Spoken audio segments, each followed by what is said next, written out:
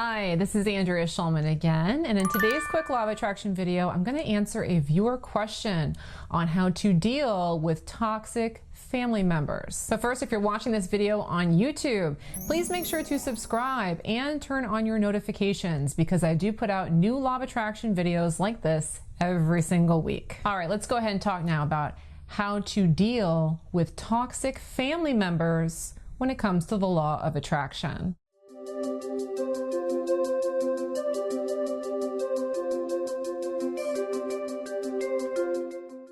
All right, this is a great viewer question, and it's a question I see frequently. You know, people are out there trying to get their vibrations up. We're trying to be positive, right? So if you've got family members who aren't really feeling that, it can be difficult. It absolutely can, okay? That being said, there are some things to understand about this dynamic that can be tremendously useful. Now, the first thing to understand about these kind of situations is that initially, you're going to want to have some boundaries.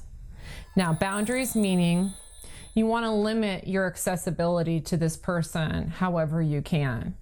Now, that doesn't mean you can't see them or you can't talk to them, but you want to get some space. Now, this isn't to imply that the toxic family member is incapable of being positive or that you are incapable of having a positive relationship with them. But the important thing to understand is that the momentum that we've built up at this point with this relationship has an energetic field around it, basically, that is very hard for you to stay positive in. Okay, so initially, when it comes to these kinds of relationships, it's a really great idea to pull back a little bit. So maybe instead of going on a weekend vacation, you meet them for coffee. Maybe instead of spending an hour on the phone, maybe 5 minutes.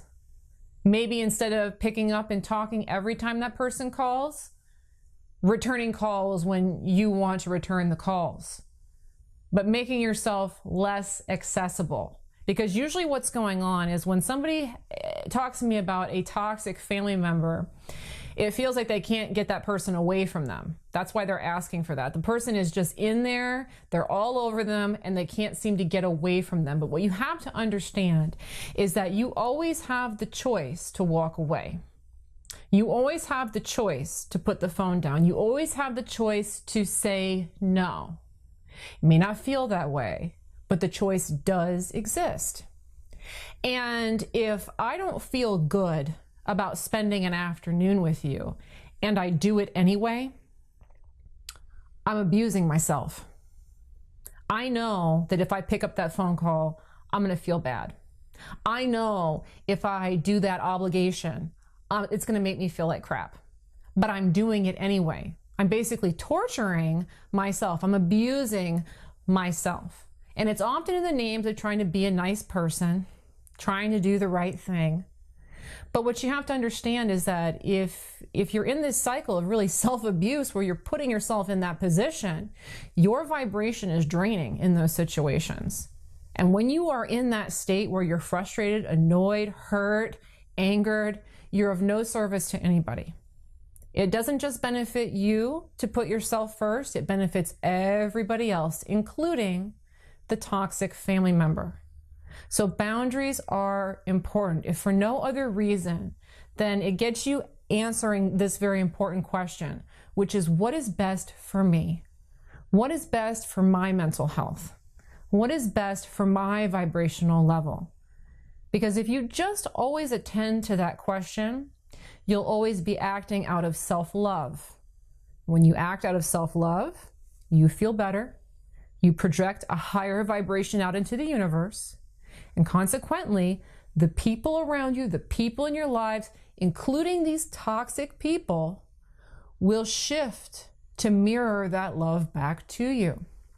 So it's kind of this pull apart, come back together dynamic when it comes to family members. If the dynamic is toxic, first, you have to understand that if there's a part of you that doesn't want to do it, don't do it. Only spend time when you want to. Do it on your terms. Do it when you feel good. And you will establish a new pattern with that person. One where you meet them when you want to meet them. You talk to them when you want to talk to them. You hang out with them when you want to hang out with them.